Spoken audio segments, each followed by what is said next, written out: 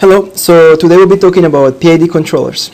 So I know that you can find the math pretty easy online and all those derivations, but I wanted to give you a little intuitive approach to it, just to see how they work and what are they used on. So first, let's just start with what are they used for? What are their common applications?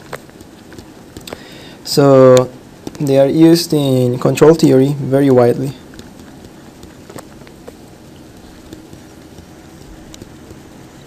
They're used in automation.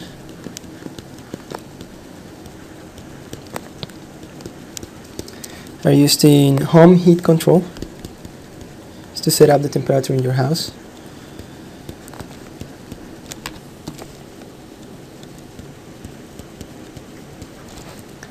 And they are used in manufacturing processes.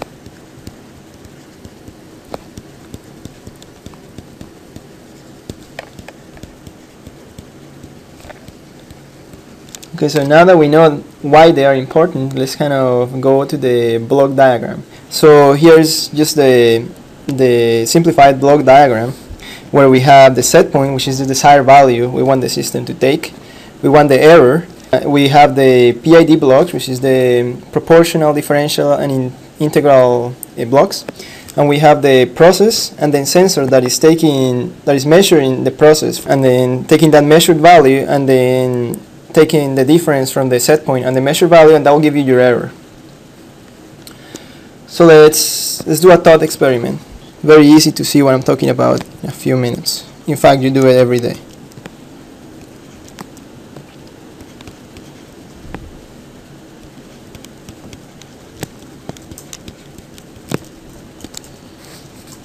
So the thought experiment will be when you adjust the hot and cold knobs to get the temperature in your sink at the desired temperature.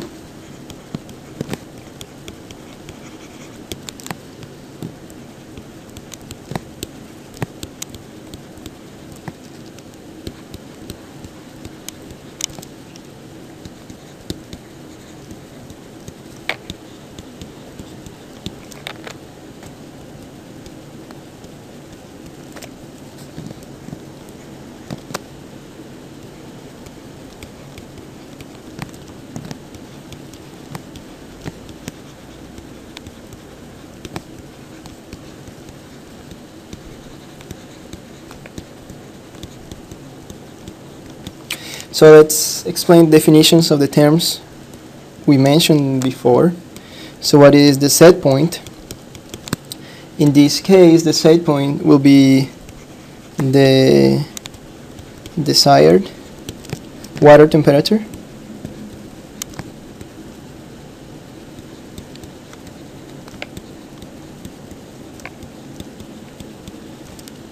Okay, the measured value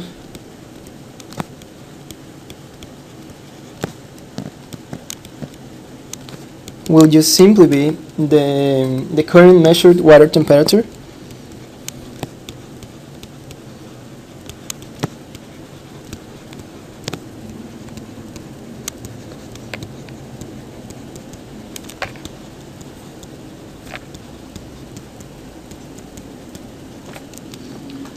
the error, as we said before, is going to be the difference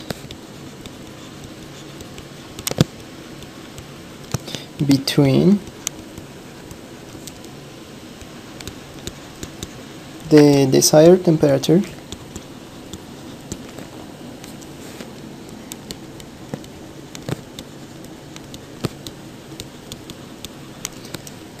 and the measured temperature.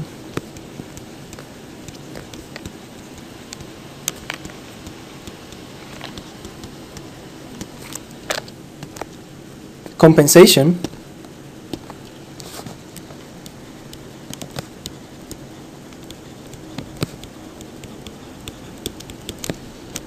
will simply be the required turning of the knobs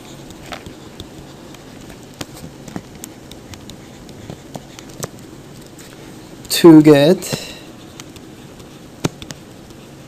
the water temperature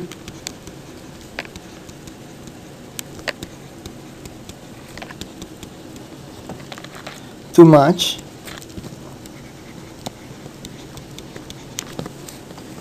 the desired temperature.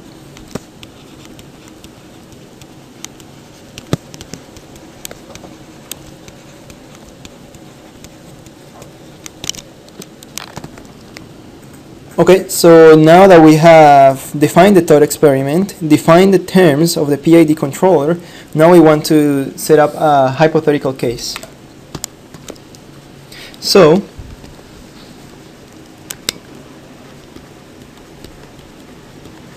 hypothetical case will be, say you want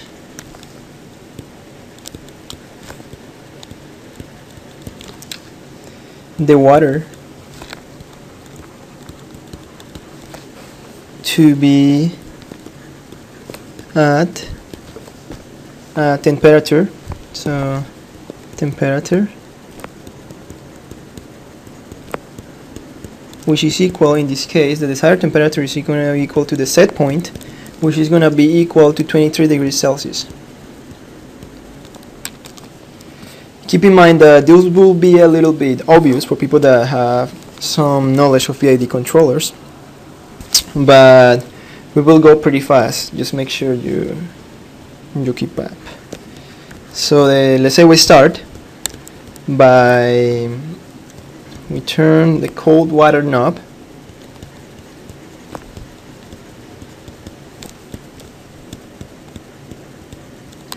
to 10 degrees Celsius. Before that, however, let me specify that in this case you are the control compensation block.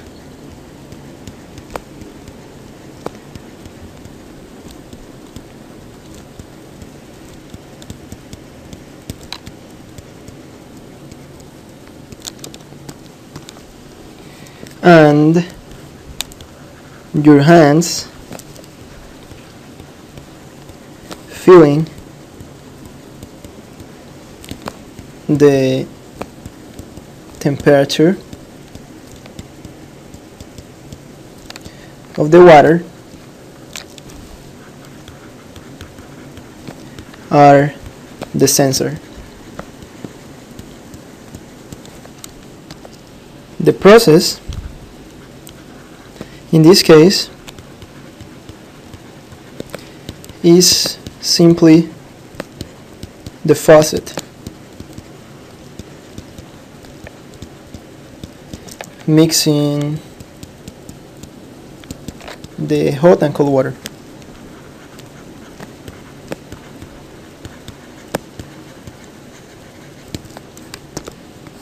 So as we said before, you turn the cold water knob 10 degrees Celsius. Then the next thing that happens, water flows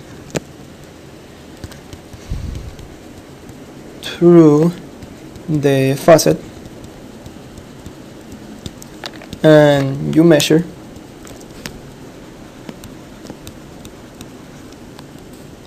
(10 degrees Celsius from the sensor, in this case your hands.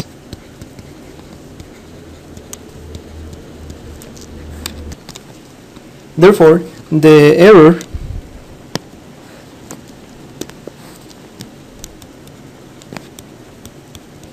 from the set point will just be error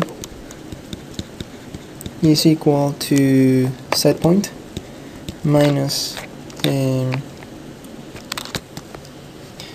measured value.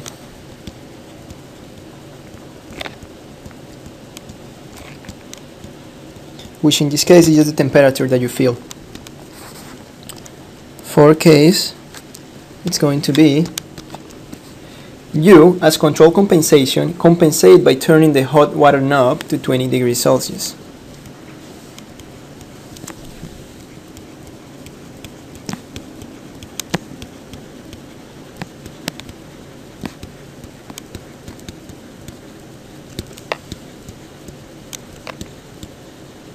To get closer to the set point.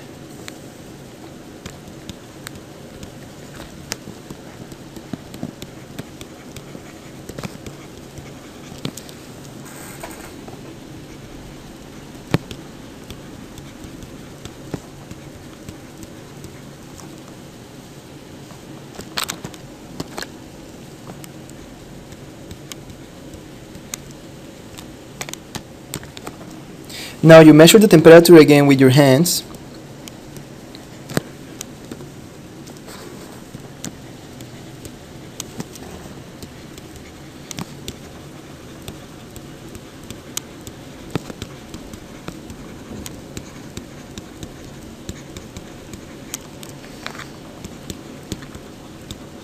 It is 33 degrees. So therefore the error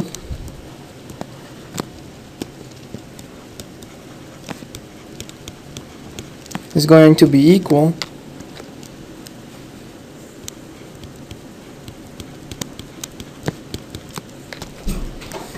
set point minus measured value.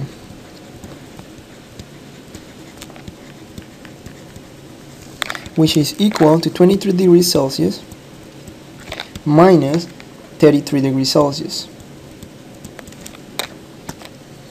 equal to -10.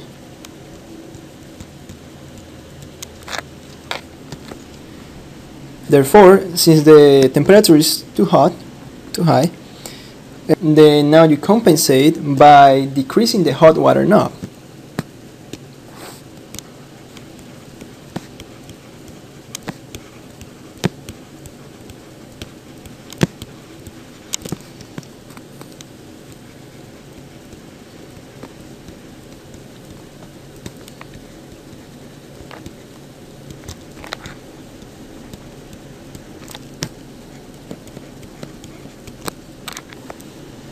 Now you measure the temperature with your hands. So now, once you measure the temperature with your hands, now you feel that the measured temperature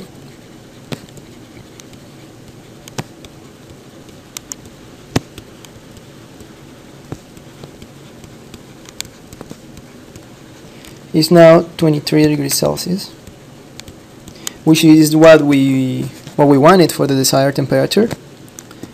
What that means is that now the error is equal to 0 and the system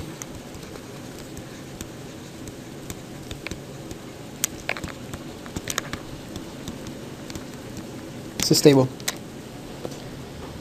So now we know the very basics of how a PID controller works via a simple thought experiment. But now we want to know what's really happening in control compensation. What's making you turn those knobs, right? This is the heart of a PID controller. So let's rewrite that really quick. So we want to know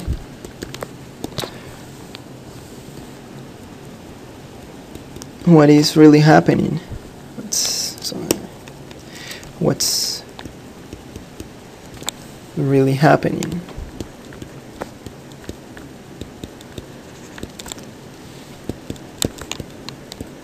in control compensation.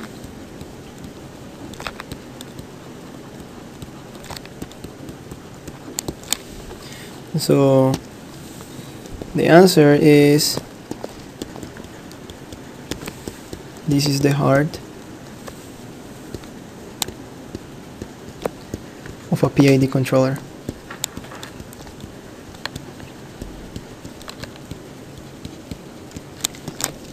This is also called proportional, integral, and differential compensation. So P, I, and D compensation.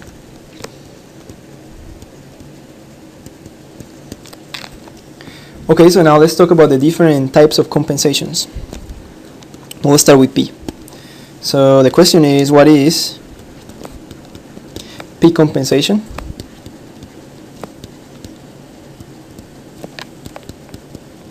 Or proportional compensation?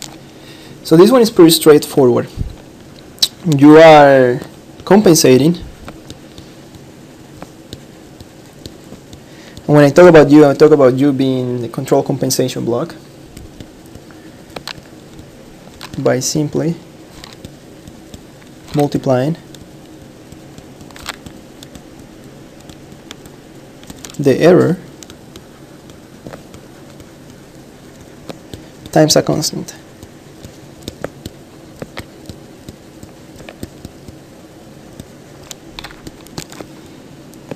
And feeding that to your system.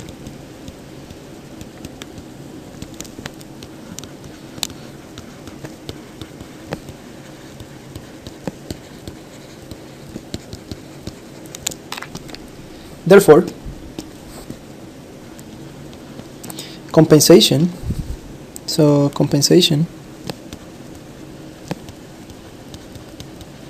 will just be equal to a constant multiplied times the error. If the constant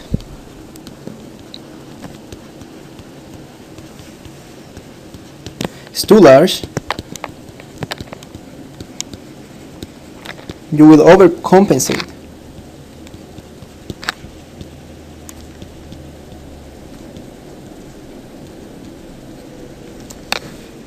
Generating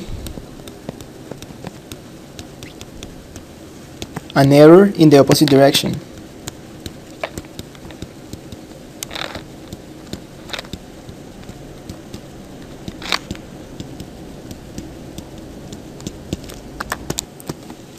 From our thought experiment, this is analogous to increasing the temperature higher than the set point. Therefore, so let's write that. So this is analogous, increasing the temperature or the water temperature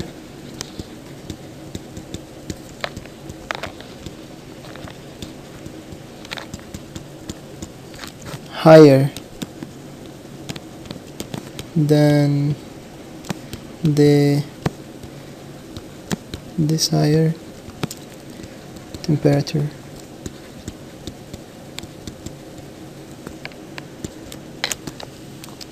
This will give us a negative error.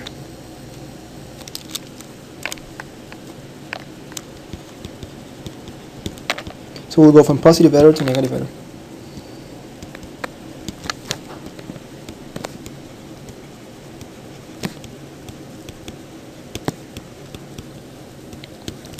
Okay, so now if the constant is too small, you will need to compensate several times before you can get to the set point.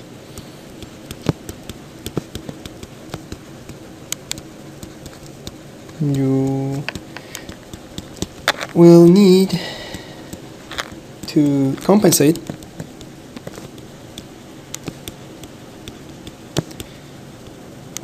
several times before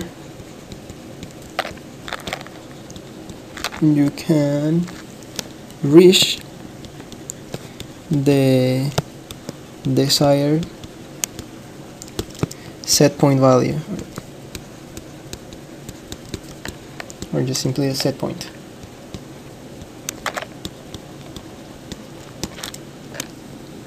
Okay, so now we'll be talking about I and D compensation. These are a little more involved, but once you understand them, it totally makes sense. So, I and D compensation.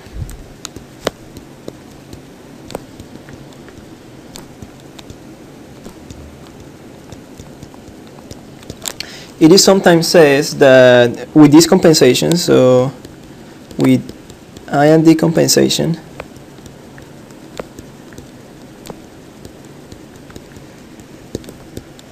you can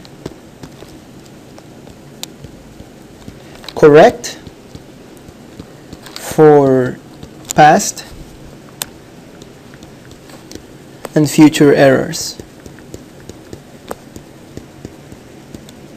This is not clear right now, but will become clear shortly.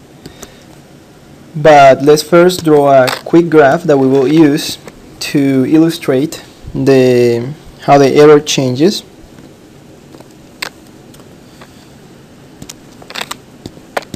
And that will make it easier to see how they let the error converge to 0. So let's draw that. So we got error in the vertical axis. We're gonna label compensation positive compensation here. Negative compensation is gonna be down here. And I'll explain this graph in a second. So right here, and then we have the behavior of the error. So maybe something that looks like this. I'm gonna have some ringing. Actually, let me make it look a little better. The ringing kind of decays down to 0. Few things to know about this graph. So to put it in context,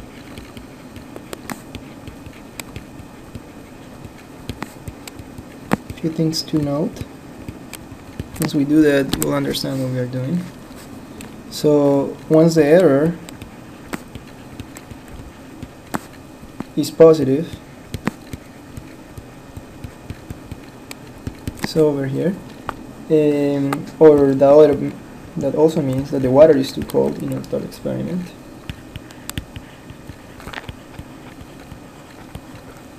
We can apply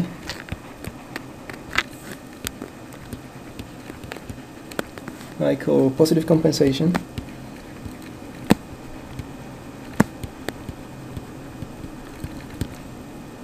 to reach the set point.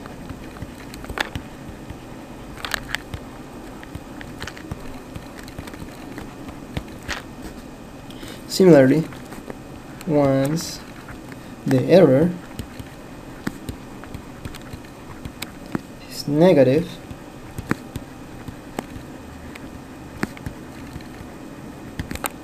water is too hot,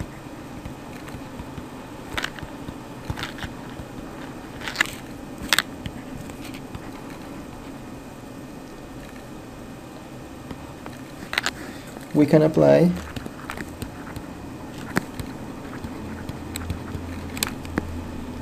negative compensation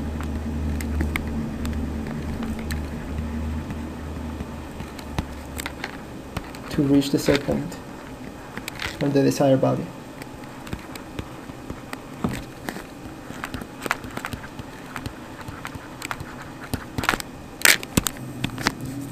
So for our experiment, positive compensation will be increasing the hot water, and negative compensation will be increasing the cold water.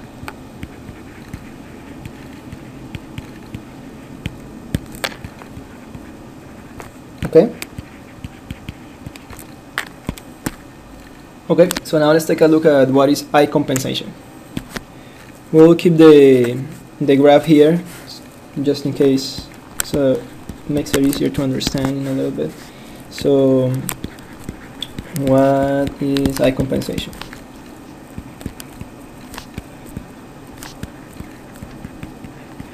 Okay, so I is just the integral part. So what it does, it adds up all past errors.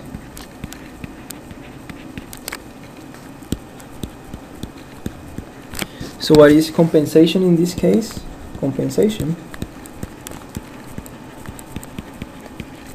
will be equal to, compensation is going to be equal to a proportionality term, or a constant, times the integral part, which is just equal to multiplying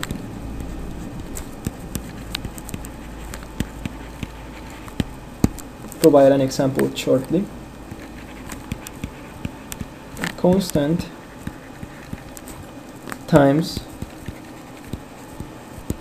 past errors added together.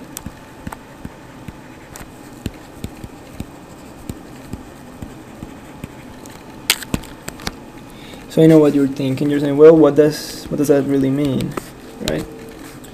So what does this mean?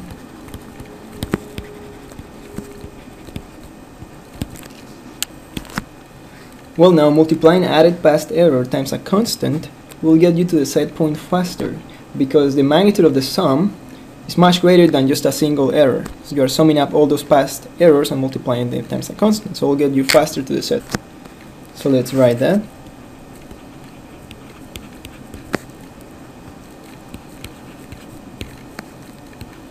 I'll use the graph to convey the information a little bit better. A second.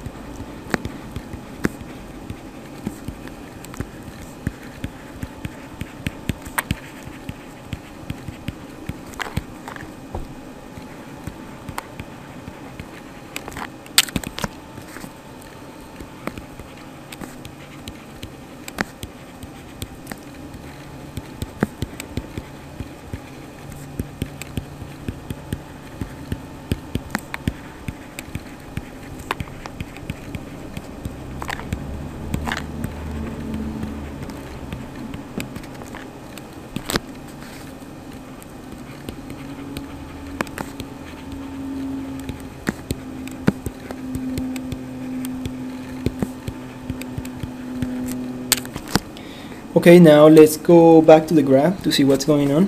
Okay, so let's say that right now t is at this point, so I forgot to say that this is time. So now it's gonna be, the integral is gonna be adding all these little error components. So what you have is all the errors, so let's write that, errors here are all adding up.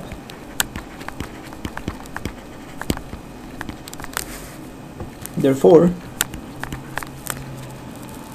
compensation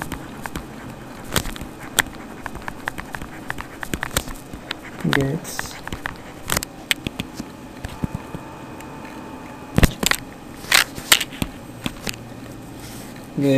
greater and greater, right?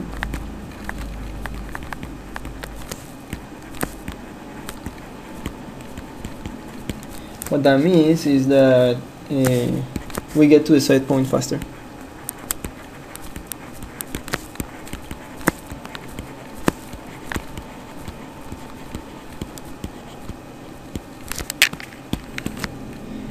But as we will see, there are always trade-offs, you know. So yes, we get faster to the set point, but since we are taking past errors as well, once we get to the set point, we are not gonna remain at 0, since the sum not only depends on current errors, which can be 0, in this case the error is 0, but also depend on past errors, right? So we're gonna, in this case, we're gonna overshoot, or undershoot, or just simply overcompensate.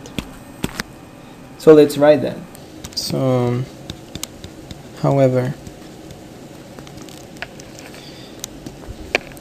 it will produce some overcompensation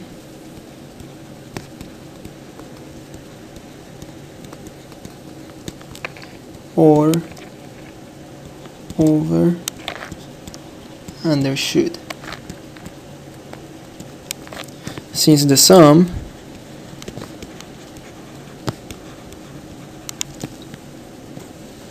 not only depends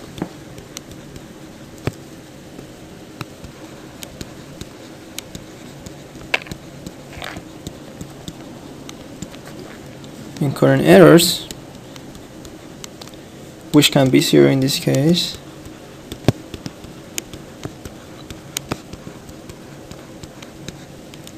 but also on past errors.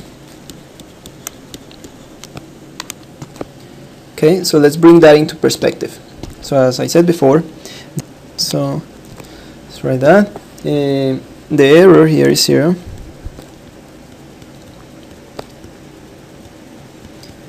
Is 0, but previous errors are not.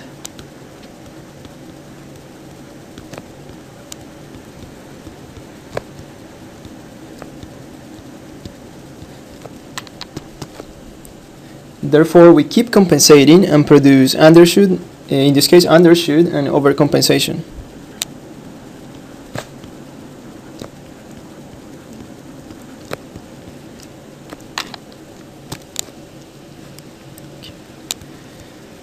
compensating and produce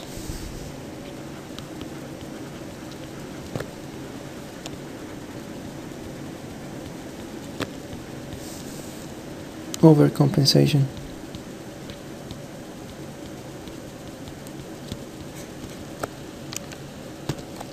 So therefore, what are the advantages and disadvantages of eye compensation? So let's write them down.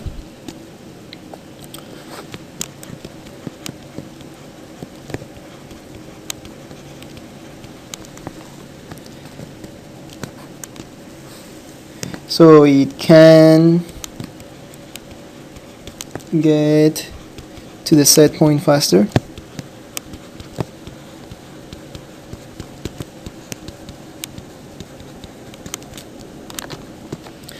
And the disadvantages,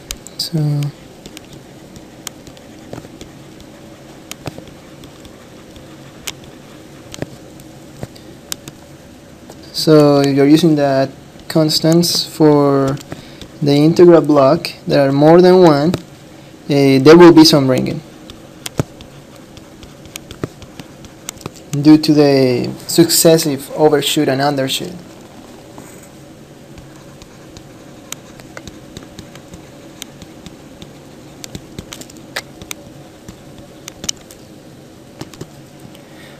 Okay, so now let's talk about decompensation.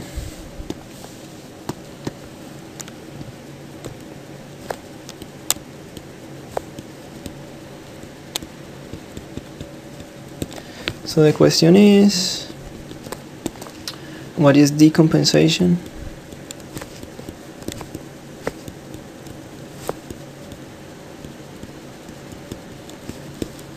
So what is D? D is simply just the rate of change of the error.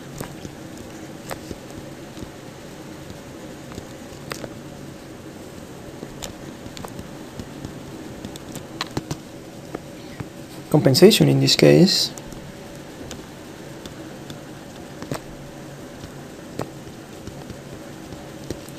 will just be equal to just a constant that we call KD times that differential term, or simply just the rate of change of the error.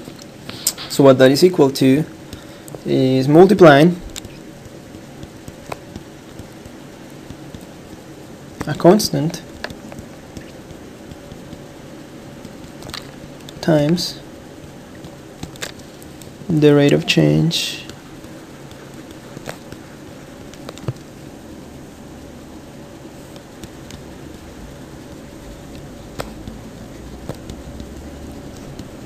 of the error. So now we are interested to know what does it really mean, right? Just like before. So what does this mean?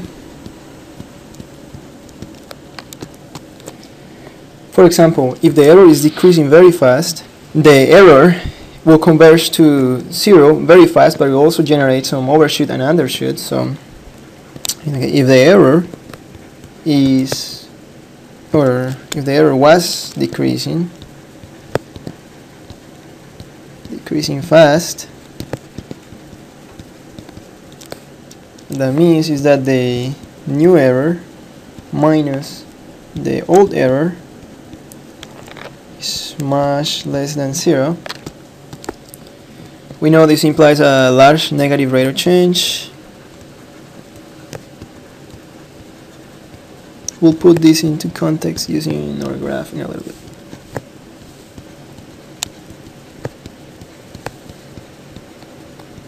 Correct. What that means is that compensation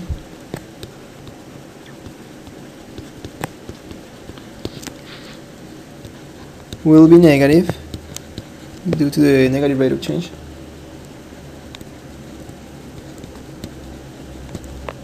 Which will tend to slow down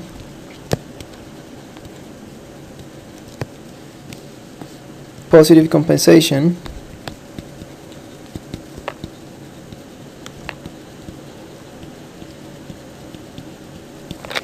and reduce ringing.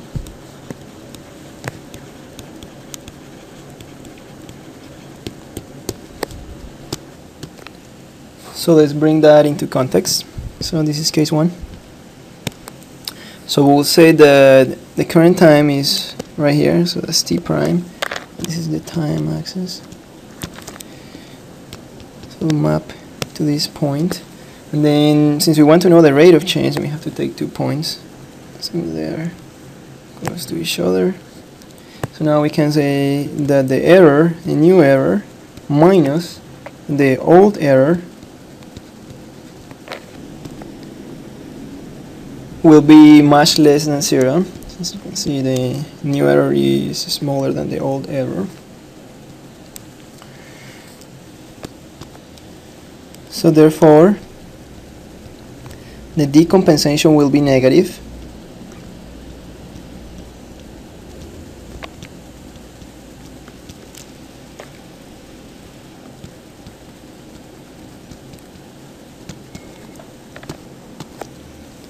And subtract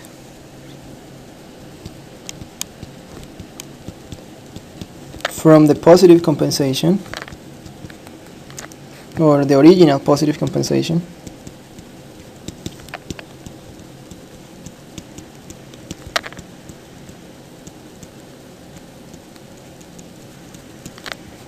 and we'll decrease the ringing or the undershoot. So we'll decrease undershoot.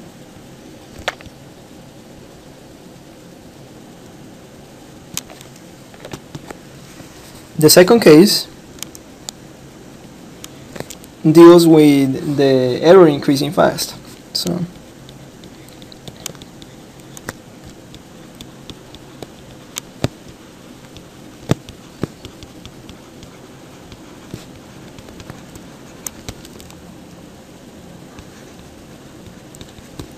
the new error minus the old error will be much greater than 0, which implies a large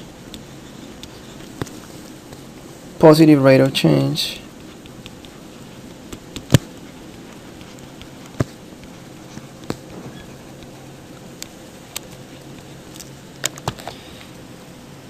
The positive rate of change will mean that compensation will be positive, which will tend to slow down negative compensation and reduce the ringing. So let's write that.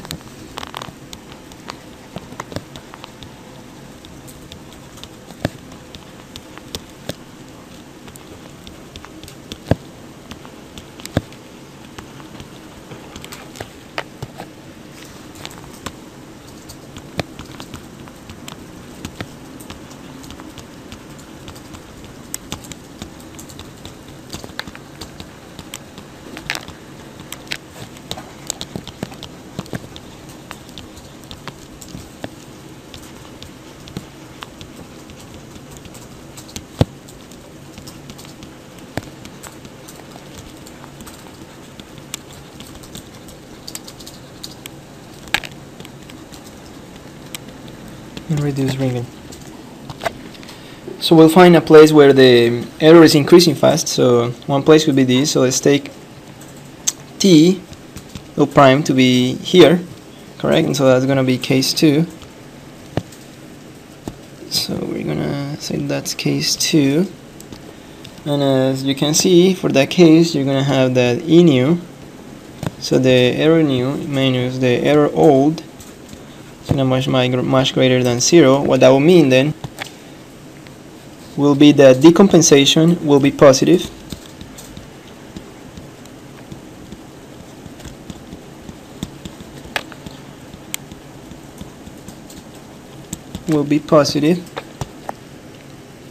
and subtract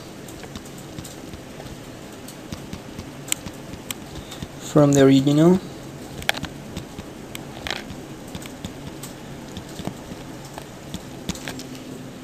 negative compensation.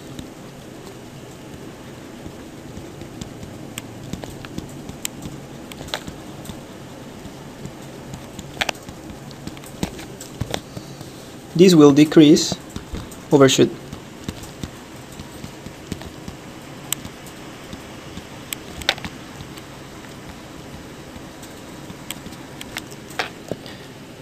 Okay, so let's talk about the advantages and disadvantages of decompensation. And so we'll say advantages.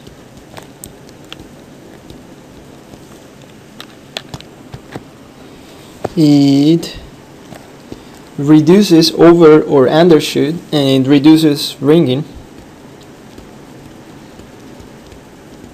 So it reduces over or undershoot, or reduces ringing.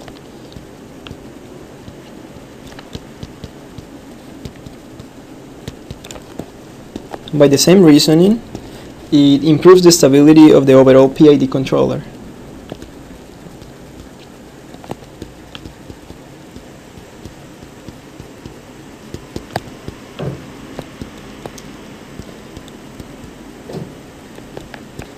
Since now we will damp out those oscillations, there will be no ringing, the stability will increase.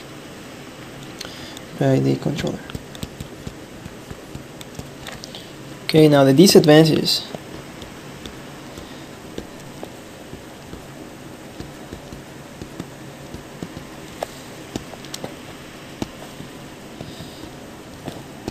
Okay, so it's highly susceptible to noise. If there is any noise, the rate of change will be different than 0, and we will have an error.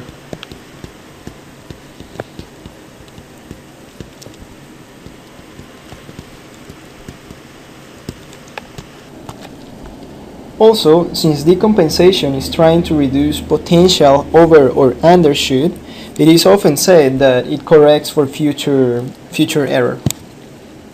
So let's write that.